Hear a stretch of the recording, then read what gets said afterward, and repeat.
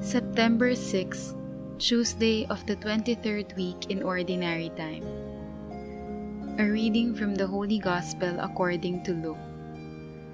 Jesus departed to the mountain to pray, and he spent the night in prayer to God.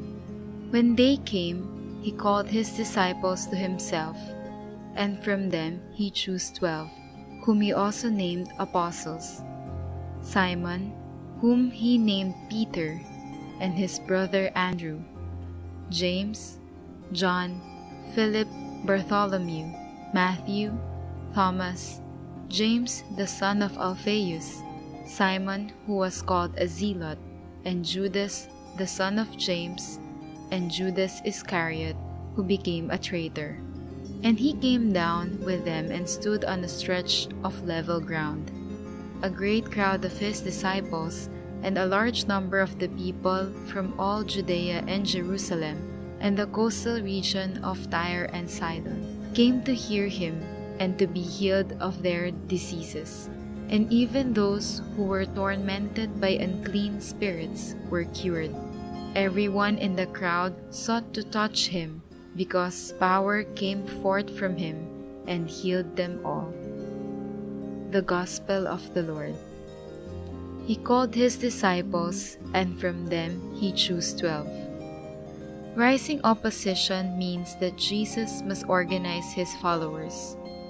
His selection of the 12 is a preparation for the mission to come, as well as anticipation of his future departure in death.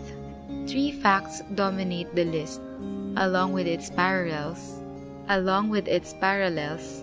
Peter is always first. The first 4 are Peter, Andrew, James, and John, though sometimes in different order. And there are 3 groups of 4, with Peter, Philip, and James the son of Alphaeus leading each group. Peter is a key figure. He often speaks for the disciples and takes a key role in the group. His brother Andrew is hardly discussed outside the list. The sons of Zebedee, James and John, complete the initial group and the sequence of 4 fishermen. In the second group, Philip is mentioned separately only a few times in John.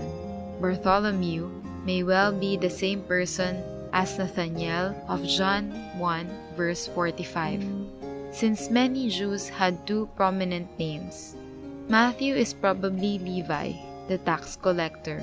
Thomas is the disciple who will have to be convinced of Jesus' resurrection. In the third group, we know very little about James the son of Alphaeus.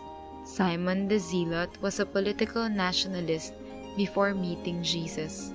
He may have hated Matthew, who as a tax collector represented the despised Roman state. Judas, not Iscariot, may be the Thaddeus of other lists. Judas Iscariot will become infamous by his betrayal of Jesus.